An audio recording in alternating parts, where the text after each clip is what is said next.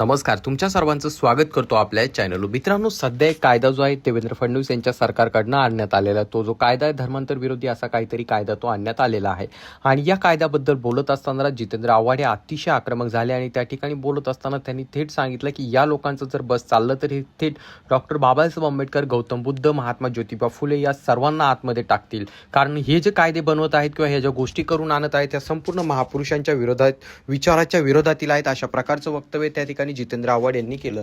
तुम्हाला सांगू इच्छितो त्या ठिकाणी धर्मांतर फ्रीडम हा जो कायदा आणण्यात आलेला आहे, या कायद्यानुसार जर कोणाला आंतरजातीय विवाह वगैरे करायचा असेल तर त्यासाठी जवळपास 2-4 महिन्यापूर्वी त्या ठिकाणी नोटिफिकेशन देणं गरजेचं आहे असं सांगितलं जात आहे. यावरती बोलत असताना त्यांनी सांगितलं की जर त्या मुलामुलीने असं केलं तर त्याच्या घरचे त्यांना जिवंत ठेवतील का, आणि त्याचसोबत तुम्ही बोलत आहात की कोणाला जर कोणाची जात वगैरे धर्म वगैरे बदलायचा असेल तर त्यासाठी देखील नोटीस लागेल. मग डॉक्टर बाबासाहेब आंबेडकरांनी एवढं मोठं धर्मांतर घडून आणलं होतं त्याबद्दल काय, मग तुम्ही त्यांना देखील जेलमध्ये टाकणार का, असा प्रश्न त्या ठिकाणी जितेंद्र आव्हाड यांनी उपस्थित केला आहे.